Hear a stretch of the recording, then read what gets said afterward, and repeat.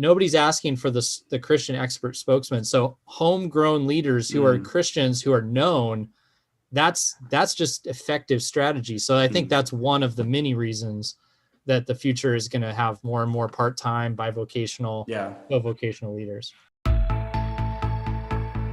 Joining us today are Andy Littleton and Sean Benish. These two guys have written a book called Part-Time Pastoring, about being a part-time pastor, bivocational pastor. Guys, we're glad to have you joining us today. Hey, good to be here. Yep, likewise. Well, let me start off by getting you to kind of unpack something for us. You know, years gone by, there have always been bivocational pastors, or part-time pastors, as you have termed it. I shared with you a moment ago, even my granddaddy was a bivocational pastor working in Atlanta in the GM plant, pastoring a church. So that's happened. And as the Southern Baptist Convention particularly, but any of the other denominations have grown and moved west and moved north, it happened because of people who were bivocational. But there has been a shift in recent decades, for sure, that the feeling was you needed to be full-time in ministry. If you were going to be a pastor, you needed to be full-time. And so the bivocational wasn't near as normative. Your feeling is, from this book and what you've discussed, that this is becoming more normative. Tell us why you think so. Well, I think there's a lot of layers and trends that make up this larger conversation. So you're right. On one level, this idea of bivocationalism, like there's nothing new, right? We even have that term tent maker because we draw inspiration from Paul, who made tents. And throughout church history, we can see kind of the ebbs and flows of this conversation. And, you know, particularly in the US throughout the 20th century, and just how that conversation shifted. But I think what is interesting is, you know, I think it's simultaneously on par with like an economic shift as well, as we move away from kind of being like a manufacturing economy into like a post-industrial, post-manufacturing economy, which has its own set of rules. So I think there's something to play there. But I think also part of it too is kind of the funding mechanism that we have seen undergird denominations is shifting. Like we see this in international missions. We would say like, oh, so much of funding comes from the baby boomer generation. Well, what's happening to the boomer generation? And we can see it's a generational conversation. It's an economic conversation. It's even like a marginalization conversation as the church continues to move away from mainstream into the margin. So I think there's a number of reasons why that shift continues to move us in that direction, where I think we're seeing this conversation become not just on the fringe, but it's definitely more normative across denominations and networks and more. Yeah, and I think it's going to continue to be so. Andy, unpack for us a little bit what you felt were the real problems that you saw out there in ministry, maybe you could use the term pain point, that motivated you guys to come together and write this book. Why? I mean, there's some other books on bivocationalism. Why this one? Yeah, I mean, I think for me, it probably started when I actually was cruising through Portland, and Sean and I got a coffee, and I asked him, I believe it was at that time, I asked him, you know, who is exemplifying this type of ministry paradigm? You know, who should we be looking to? And he said, you are. And I was like, oh, really? And that was surprising to me. I mean, I knew I was sort of doing it, but I kind of viewed my version of it as pretty JV level.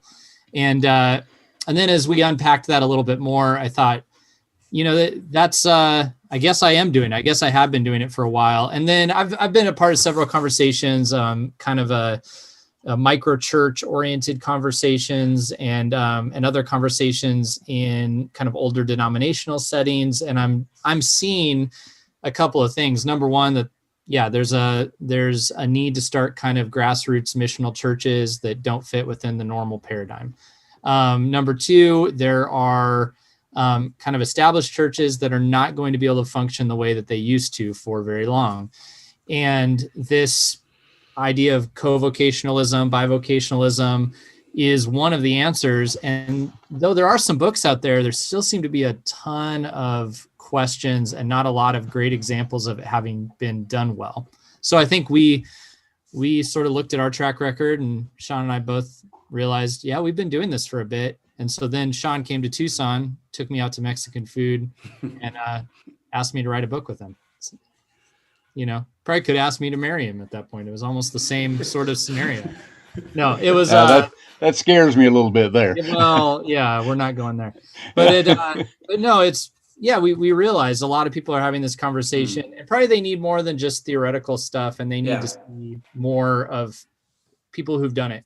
I'll jump in too, and I think one of the common feedback I hear all the time, as I work with church planners every day, is a lot of the Bible conversation is even kind of projected from people who are not even Bi-vo, right? Mm-hmm. And so me, Andy and myself are like, well, we're in it. Like, we're not spectacular. Like, we're not coming from like this great reverse engineering, like, oh, we've done this and now we're amazing. And look at our huge platform and status. And now you too should be. It's like, well, we do this. Like, we're in the trenches. Like, we're literally in the midst of juggling this responsibility, that responsibility. And so it's like, well, how about we write it as actually like practitioners? Yeah. And I was just going to say it really is a good, easy read. A large part of my ministry has been bivocational, and I appreciate you coming at it with that perspective. I won't mention any names, but I remember there was a book came out 20-ish years ago about church planting, and it just hit the bookshelves by storm, and people were buying it. Oh, this is so great! This is an authority and whatever. And I got to researching a little bit and found out the guy who wrote the book had never planted a church, but he was a good writer and he was a good researcher. But there wasn't anything practical in it, in the sense of what he could bring. So I appreciated that as I was reading this. Now, I will say this: we are going to drop links to the book and maybe even some of the other books, Sean, I know you've written to your church websites, that kind of thing, into the description below. So we want people to be able to check that out and be able to get that. But the book is a quick read, and it's very engaging. It's very engaging. Let me ask you to unpack a little bit why you chose to use the term part-time pastoring rather than bivocational or co-vocational, I hear people using now. People, especially some who are in that role, kind of almost take offense at that it's not part-time. So unpack that for us. Yeah, I'm excited. I want to hear from these people. I'm looking for some more conflict in my my ministry experience. I'd really like to have that conversation with them, preferably on social media where it goes very well. No, I mean, the short story, the short answer to that is because if you know the term co-vocational, you've probably been down this rabbit hole for a minute. And so if you don't, that's especially who I was thinking of aiming the book at. So I'm thinking of people like myself who, 2014 or so, I'm trying to plant a kind of a grassroots little church. And I'm looking at the situation. I'm looking at the 8 people that I have and our desire to be missional and generous. And I'm going, well, there's one way we do that, and that's that I don't get paid. And so we either I don't get paid or we don't plant a church I'm interested in. It's one of the two. I wasn't coming at it from, I didn't come out of a seminary situation. I didn't have like a theory that somebody had kind of built into me. I was just problem solving. So for me, I never would have looked up, honestly, I didn't even have the word bivocational in my head. I definitely didn't have the word co-vocational in my head. So I would have looked up part-time pastor or something to that effect. So I Googled that because I thought that's where I once was before I got clued in on all these terms. And I saw there were a couple books and they weren't really promoting it. The books that are aimed at somebody who's just entering into the conversation using that term part-time are really working out what to do if you have a problem, your ministry isn't working, you're going to have to go part-time. And I thought, well, I'd like to stick a book into that Google search that encourages this and moves people toward what we would call bivocational or co-vocational ministry, where because what I discovered along the way, of course, was that my business leveraged my ministry far better than my ministry leveraged my ministry, actually. And I've kind of always been kind of a every good endeavor, all of life is all for Jesus kind of person anyway. And I realized, this is what I want to teach. I want to teach people who have jobs to be on a mission for Christ every day. I guess I get to live that out too. And that's what we're sharing. So anyway, that's the title of the book, is to try to find people who haven't gotten the great titles yet. And look, we throw those titles in the book, so you can, hang in there for a second. Yeah. Well, I'll add on to that. So, and at the same time, while it does kind of poke some people in the ribs, and rightly so, clickbait a little, but it's accurate, right? Because we're not saying, because I would say we're operating under the framework, as you just said, like, well, everything is ministry. Yeah. So what we're simply talking about literally and basically is like, well, where's your paycheck come from? Yeah. Right. So my vocation has been the same since I came to faith in Christ coming out of high school. That vocation has not changed. But what has changed is my occupation, or my myriad of occupations, from a youth pastor, a church planter, church planting strategist, a professor, a mountain biking guide, but that was still under the umbrella of my vocation. And so part-time is accurate in that you may literally get a part-time pay or salary from a church, and then the other part of your income comes from somewhere else. So that is accurate, but we're not trying to kind of bifurcate to say, well, this is secular, it's still all ministry. It's all under this umbrella of vocation. And if we're being honest, the money conversation is often a big part of it. I see that, Sean, in your writings. People are looking like, where's my funding coming from, and stuff like that. And I think that's where a lot of people kind of start the conversation, is they realize, as I did, I'm not going to be able to pay myself to do this, or I'm not going to be able to pay myself enough, or whatever. I mean, I love that my journey brought me around to thinking a little differently about that, where I started to say, wow, not only where does my paycheck come from, but what's actually advantageous as far as connecting with the community. But the where is my funding coming from question is a huge piece. And then you're going to do certain things with part of your time, right? So that's how it. Well, let me ask you to unpack this a little bit more based on that. I love that approach. Because as a person who's grown up in church, been around church all my life, et cetera, I knew the right terms.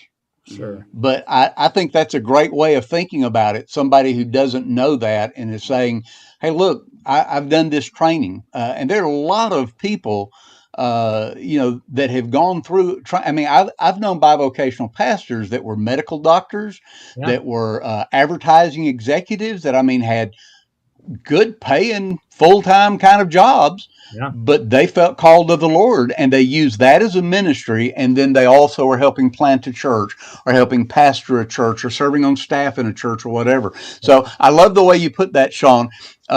Your vocation remains the same, to be a witness for Jesus Christ. You're proclaiming the gospel through everything that you are in your life. And so your avocation, your occupation may vary, and they could be a number of different things, but all of those can serve as ways to reach the community and help you fulfill what your vocation is as a believer, as a Christian. And I would add with that, and Andy alluded to it, and most often the work that we're doing on the side has so much more traction in ministry than in the minute. Like, there's more, I would say it like this, and I won't bat an eye. For me, there's significantly more ministry that happens outside of my ministry than in ministry. If that makes sense. And so, but we still have that separation. Yeah. Yeah, no, I fully get that. When I had the photography businesses I had a number of years ago, I found the very same thing. People would show up at my church for a funeral or something, and they'd go, wait a minute, you're a photographer. They didn't know I was pastor of a church. They knew me from the photography, and so it built credibility. There were all kinds of things. Let's use that as a springboard. Help us understand maybe some of the keys to successful part-time or bivocational ministry when you're working these other jobs, when you're doing these other things. What are some keys to success? Yeah, that's a good question. I mean, I am very much a proponent, and I think in the book we're trying to get at this, is that there is not a path here. That you really are going to have to discern a lot of things about yourself and about your path. So I'm working with my entire staff now is bivocational. So I've got a staff of 5 bivocational folks, and then we're working with training up 2 bivocational planters as well at the moment outside of that staff. Every single one is a completely different story. So, with one of these planters, he's got his own real estate business. So he makes his own schedule. He can really manipulate it however he wants. He can tell one of his clients, hey, look, I can't do that time. I've got something else going on. It's very malleable. I actually think that's one of for people like me, that's one of the best situations. But he also has to be very good at commanding his own time and making his own boundaries and so on and so forth. The other kind of planter and resident we have is he's got a 9 to 5, and so he's unavailable all day, every weekday. That's going to be challenging for him in many ways. But then at the same time, there are clear-cut boundaries. I'm at work now, I'm off. He doesn't have a responsibility for his work himself, to where if something falls apart, he's not up all weekend fixing it. It's not his company. So it has some benefits. And so I think that I guess what I'm saying is you have to kind of do the work to say, what kind of structure do I need? What kind of freedom do I need? How much capacity do I have? And then what am I good at? What am I passionate at? And then start to piece together. So what could I do? And I think that journey is just going to be different for everybody. I told one story in the book about a young college minister who came asking us for funding, and I told him no. And I kind of let him know basically that he already got as much funding as I got as a pastor, and that nobody at our church made as much as him. So, that I suggested he maybe should do something bivocationally, and he was kind of thrown off. And then I said, so what do you do now? And he's like, well, I'm a graphic designer. And I was like, oh, okay, at the college where you work? And he's like, oh, yeah, kind of. And I was like, hey, that's actually really great. Why would you get rid of that gig? And he said, oh, I don't know. I just want to focus on ministry. I was like, what's your one inroad to the lives of unbelievers right now where they get to see your general skills and work ethic and who you are? And it hit him, oh, right. And so some of us, I think it's in there if we just kind of started to think that way. And for others of us, that might be a new exploration. So anyway, I'd love to give you the list, but I think it's just so individual. Yeah, well, I think I agree with you. And in today's world, we live in more of what I've heard termed a side gig economy. The Ubers, the Lyfts, the food delivery. I mean, all of these different kind of side gigs that have lots of flexibility. And I've even known a couple of planters that, their kind of full-time side gig is driving for Uber.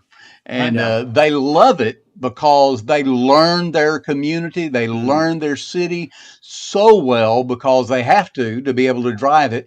And they're meeting people constantly. They have all kinds of encounters that they get to meet people and learn about the context in which they're serving. So I think there's a lot of... That stuff's really beautiful for kind of the Sean's and I, we like to have multiple things going on. I mean, I love, today I was in my store, I had a ministry conversation. I had to go to the DMV for the church. I'm interviewing with you. I'm going to a movie night we're hosting at the church. The gear shifting that I'm doing just today is pretty interesting. And that for me is fun. There are other folks who that would just destroy them, and so I'm aware that that's not everybody can do that. And so some people need maybe they need to have 2 things that are very similar and kind of happen in blocks of time. And that's okay. It's kind of figuring that out. That's the journey. What were you going to say, Sean? Well, no, I'm just going to continue on with what you said. You said a couple words that I'm definitely passionate about. And you had mentioned again, I think part of the reframing of part-time, bivo, co-vo is just letting people know it doesn't have to suck. You know what I mean? Because usually when we think of bivo, it's I went to seminary, I got my degree, raised funds, I planted a church, I went to ministry, and like, oh, it's not working out. And that's like, I got to go get a job that I hate, that's just soul sucking. Whereas where I reframe it, again, I'm mostly working with people on the front end, helping them start businesses and nonprofits. It's like, what are you good at? What are you interested in? And what are you passionate about? And how do you create a career around that? Now, that could mean going back to school, getting an education around that. It could be like a certain skill set that you could start something. Whereas like, and it's different, but it's where it becomes just as life-giving as ministry. But it is ministry, right? It's a different kind. So, you know, but it's go ahead. Well, I was going to say it can even be life-saving in a way. Like there's another story I tell in the book is about my church planting buddy who would build furniture in his time off, you know, and that wasn't a job, but there's something about having sometimes your bivocational role, it is life-giving in a way. And it is ministry, and you're going to bump into different people, but also, I mean, frankly, a lot of times, I mean, when you think about soul sucking, I mean, ministry is soul sucking, like literally sucking from your soul. And that sometimes it's kind of nice to like, you know, run some TPS reports or stir up a cup of coffee, you know? I mean, it's like, it's not necessarily even the worst thing for you in some situations. And chances are it's going to get you out in front of a whole different crowd. And you've raised a couple of other issues here that I think are really important for us to delve into just a little bit. One is almost every part-time pastor or bivocational pastor is potentially going to look different. You know, if you're a 9 to 5, then that's different than, you know, you're working at a bank or a marketing company or something else. Is very different than something where you have control over the schedule, like the intern that you mentioned. But one of the things that I always struggle with, and I'm curious to hear if you guys have this same tension in bivocational ministry, but I've always struggled with that time, the time management. How do I have enough time? I'm a driven person, so I'm giving 120% oftentimes to everything. You know, I'm overdoing at that point. So I want you to talk just a little bit about, I think you used the term principle of distribution, or maybe I added that, but you used the word distribution. That sounds like a subset of in the theology book or something. Yeah, that's my organizational head. I had to call it a principle, or you know. I think that I know that comes from the chapter that one of the chapters I wrote, because I was trying to refer to kind of like this idea of like a point guard, right? The point, like, obviously there's like point guards that are shooting guards, and there's point guards that are really, their main role is distribution. We think of like Chris Paul, CP3, like he's great, obviously can score, but he makes the offense go, but it doesn't revolve around him, and he distributes. And I think one of the remedies that part-time pastoring does is, well, you can't be the dude, right? You have to delegate, you have to, you know, distribute the ministry. And I think that also does a healthy job in the church, right? I mean, you could speak definitely more into this, Andy, because like you just can't do it all. You have to delegate, you have to raise up leaders, you have to get others involved and share the ministry. Whereas if you're just full-time, you're kind of like, I'm just going to do it myself kind of thing. So I think there's some healthy patterns that can push us towards, even against our will. Go ahead, Andy. Yeah, no, I 100% agree with that. And I assume there are people who are bivocational who are still trying to be like carry the whole thing, and that's not going to go well for you. And also, I think that you have to be clear with your church. So there's so many different church situations. Are you walking into an established church? Are you planting? If you're planting, you can set DNA. I mean, about, you know, around a lot of things. And so that's a whole different scenario. But then you can also set bad DNA, like high expectations that you can't fulfill, for example. But you do need to be honest with your church about what it looks like to carry the ministry, and that this is going to have to be a team effort. But I definitely think that there's more understanding from your church that is what you need when you have another job. I mean, And I don't even think that's just a practice to help the pastor be bivocational. I think it's healthy for the church to do the work of the ministry together, right? And so when the pastor isn't perceived as having just like unlimited time available, it sort of, I think, is helpful for the church to go, oh, well, if that's going to happen, we're going to have to do it with them. And then it allows it for us, like embracing bivocationalism. You heard me say, oh, we have 5 staff. Our budget is, for churches with 5 staff is tiny. But we're all bivocational. And what we've done is we've taken the role at the church that we're best at. And so when you're hiring full-time people, you feel like you have to fill up their job description with stuff that maybe they're not even really good at. When you're hiring part-time, you can go, okay, you're administrative. We need 10 hours of that. Would you like 10 hours of administration? Awesome. And so like our musician, I mean, how many churches have full-time musicians? Like, do you really, I don't know, like, do you need 40 hours of musician?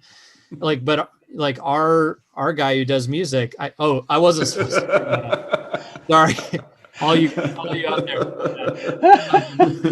You stir up the music, folks. Now we're gonna have trouble. Making the co-vo people mad. I'm making the musicians mad. But no, for real though. And our guy runs sound for the university athletics, and not everybody can have that gig. But I mean, but it's great because he comes in, does an amazing job with music. We could never really pay him what he's worth, to be honest. Like, not anytime soon.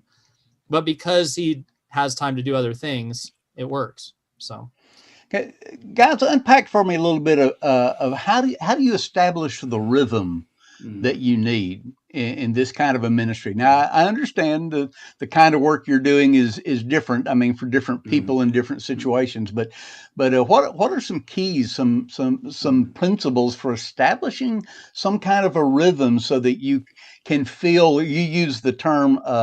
I think it was Andy. You said soul sucking. Again, suck you dry, and that can be true mentally, emotionally, physically, spiritually, all that. I mean, what do you do to establish that rhythm? Well, if I've failed at that a lot and learned some lessons along the way. And I mean, I guess if I had to just kind of make up a couple of key points, I would say schedule time to do nothing. I think that's something that I do. Is I've tried to start scheduling time to just, like, I drove to one of Sean's and my favorite little towns, Bisbee, on Monday, because I had a hard week. So I put it in my schedule and sorry, I'm booked. And I just went to Bisbee and walked around and drank coffee and read a book. And I think there was a time when I didn't feel the freedom to do that. And that made it difficult, because your time, it'll get filled up. I mean, that's especially when you're bivocational. And then the other thing, I mean, I think Sean and I, maybe this is our next book, but just, we've both quit doing things, right? Like, we've both started a business that we've gotten rid of. We've both decided this isn't working. And so I think there's a willingness in there too. If something is starting to become a behemoth that's kind of taking over or is starting to drain you, like, it is okay for it to have a season of time. That I really struggled with the main business that I started. We split it into 2 pieces, and I kept part of it, but I really struggled with letting go of the other part, just as a big piece of who I was. But I think that was an absolutely essential decision for me. So, yeah, I don't know, Sean, you could probably speak to that too. Yeah, I mean, I think there's so much, and I think that's why I know you had talked about there are many different paths, because the reality is, like, temperament wise, we can get lost in Enneagram, DISC, Myers-Briggs, whatever, but like, we're all wired different. So I think part of it is just knowing who you are and even our capacity. Some could look at your schedule, my schedule, and be like, there's no way. And others could be like, that's like Tuesday, right? Yeah. You know what I mean? And so I think just knowing what your capacity is, are you people oriented, task oriented? Like, for me, I know I can crank stuff done. I can get stuff out. I just know I'm really efficient, and so I can add a lot more to my plate. And then, kind of like what you were talking about before, Andy, is just, there are definitely negotiables, like not just like getting away, but just like even little things, like every day, like, I'm going to get 8 hours of sleep. Right. I'm going to have my quiet times. I'm going to spend an hour exercising or go to the, you know what I mean? Ride my bike, go to the gym, whatever. Like I need that. Otherwise I'm going to go, like, I just can't handle it. So I think you can build in the rhythms on a daily, weekly, monthly basis that, Yes. you can, just that creating, we'll just call it margins. You got to create margins, Yeah. and make those non-negotiable, even when because the work never ends on the ministry front or whatever we're doing, whether it's, whatever, it's never ending. And I There's think it's kind always of the there's same. always something else. Yeah, it's kind of the same problem for people in full-time ministry, though, really. I mean, it's, again, like the list can get really, really long. I think it's the same principle. It's just building in, knowing what you need, building in your buffers and sticking to it. Well, let me ask you this. Is part-time pastoring for everyone? And if it's not, what kind of questions do you think somebody should ask to help them evaluate if this is something for me? I guess I'll jump in. Let me jump in on this. Otherwise, I'll lose my train of thought. And I know we were talking about this before we started recording. So for me, it's really the realization that, like, we're couching this conversation from the perspective of privilege. You know what I mean? You think about it, like, I can choose to be Bi-vo, I can choose not. Like, all of us have that choice, right? We could go and get a sweet gig at some big church and be bored out of our mind, and what, you know what I mean? Like, we have that choice. And, whereas, church leaders in the majority world, like, there is no choice, right? And so that's just being bivocational, working full time, whether it's in education, government, farming, whatever, that's just, there is no, like, I don't have it, you know what I mean? And so I always like to recognize that, like, that's not like to shame or guilt us. This is the context that we're in, but it's just that recognition that, well, we have that choice. And so then, since we have that choice, I think then I can answer that question to go, again, that's where I like to get into, like, kind of wrestling with, like, this sense of calling and vocation that we have in our lives, and what's the best pathway towards that. And for me, it was that recognition to go, man, I thrive when I have I hate the job, but when I have a job outside of ministry, which is horrible theology, but for context, but you know what I'm saying? So, like, if I don't have that, I wither. Like, I need to do more things. I need that. I just need it. So. Yeah. So, right. That's exactly. I would say that it's just the same thing we've been saying: capacity, know your capacity. I have no doubt that there's some people out there, and maybe who are even listening to this, that's like genuinely could not do a pastorate, another job, and, like, raise your family or whatever. Like, maybe, and that is okay. Like, if you can see that, know it and own it, and that's all right. But then I think that I would say, as Sean is saying too, like, that position of privilege is diminishing. There are going to be less and less full-time ministry positions. So if you feel this call, you really should consider that now or in the future, that might be the only way. And so I think swallowing that is a really important piece. Like, is this a calling from God, or is this a, decent career path? Because if it's just the career path thing, it may not work out for you. If it's a calling from God, I suppose you'll probably do whatever you need to do. And then there's, I think, another question would be just your community's needs. I've had to wrestle with this. Like, what if a day came when our church changed, and, like, the elders of my church came to me and said, Andy, we need more of your time. Would I do that?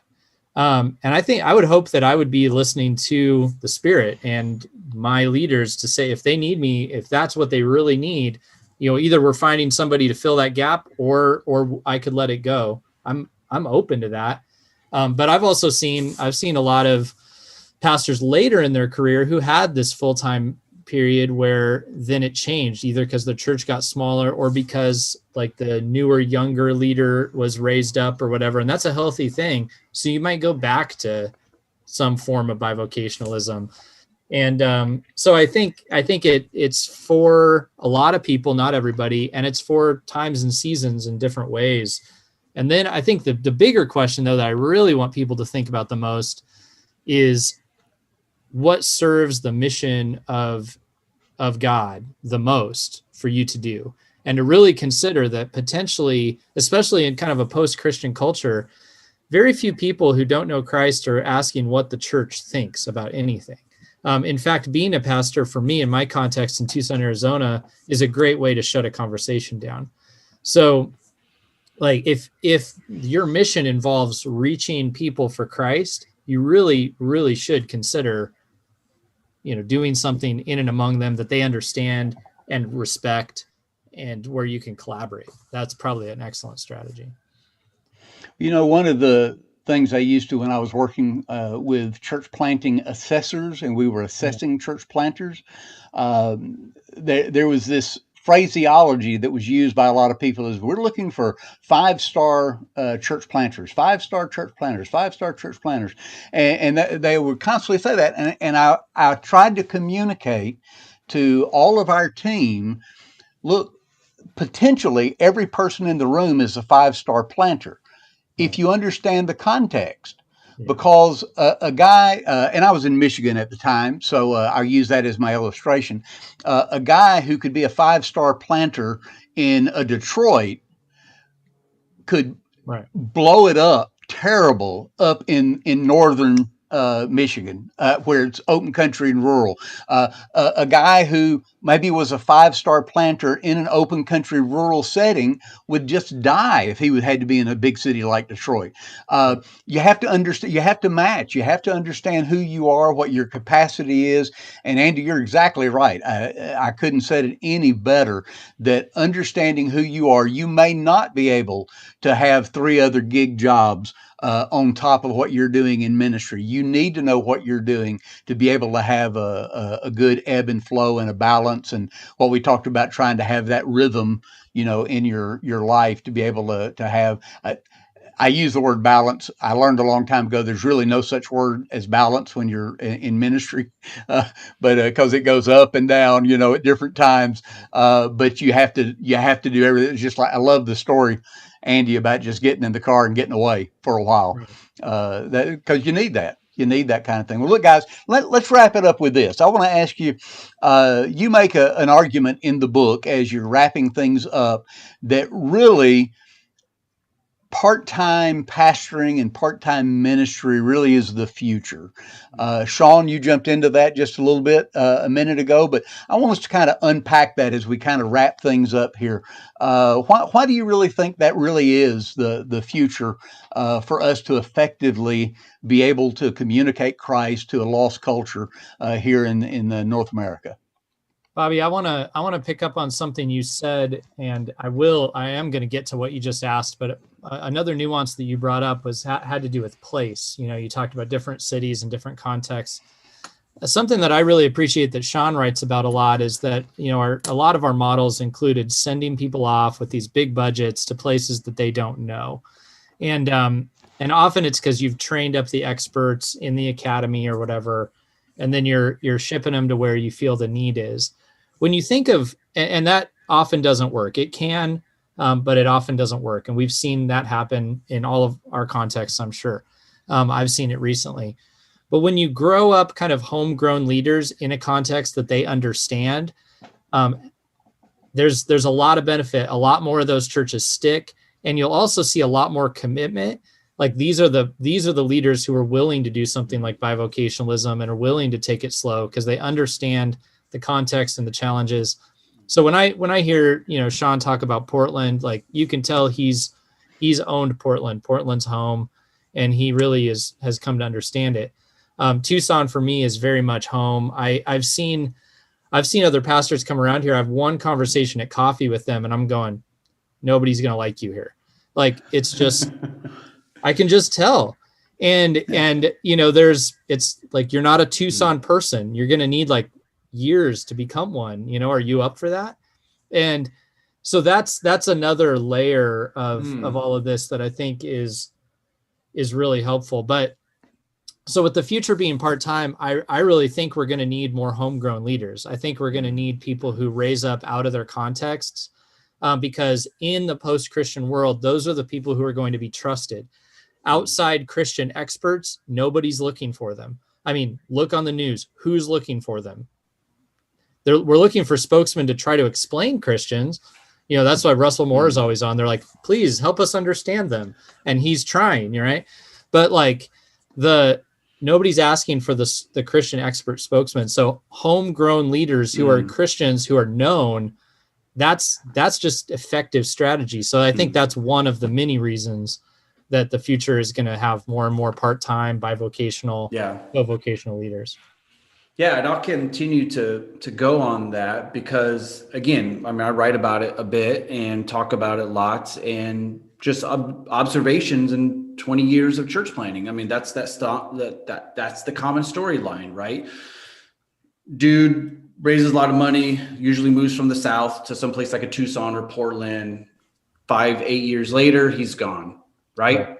Got a lot of hype, but just blew $750,000. Right. But then his response is like, it's dark. People don't get the gospel. I'm just like, oh, but it's just Portland or it's just Tucson. You know what I mean? But then I see all the guys who are local, whether they're pastoring or planting. And I think this is where it ties into bivocational is like, well, they're home. They're not going anywhere. And so it's almost like if they got to be bivo, I'm home. Like I'm nowhere to rush off to. I'm not going anywhere. And so it's like, it's almost like this is just what you do to stay home. And you know what I mean? And I'm not there yet. And I won't ever come out and say, all right, let's just stop sending church planters from one side of the country to the next. But sometimes I'm a little bit close, but I think part of it too is because that's predicated on a funding model of like a timestamp of American culture that's just no longer present. And then, you know, as we continue to transition where we are, again, we're seeing giving down, you know, across denominations, across mission agencies. And this is not even just a US thing. I serve on the board of an international mission organization, and just this whole uptick of like, oh, we need to have more of these kind of conversations with our missionaries, because this whole like funding stream, you're going to raise lifetime support to go to Nepal or whatever, like that's becoming more and more difficult. And so more mission agencies are trying to have a track to go like, well, what if you actually went there and started like a business or something? And I know business and mission is not anything new, but there's definitely an uptick just because how we've traditionally funded ministries domestically and internationally, like that money is, I'm not saying it's going to dry up or anything like that. So it's going to push more people into this way. And I think our hope is for this book is to say like, yeah, but this way is amazing. Like it's like, come on in, the water is great. This is awesome. Right. And so again, it's not anti-intellectualism. Like I went to college, I went to seminary. Like I love, and I work in higher ed. Like I love school and teaching and like all that kind of stuff. So it's not a push against that, but it's just like, yeah, it's the shift, the continual, every culture's dynamic, right? So.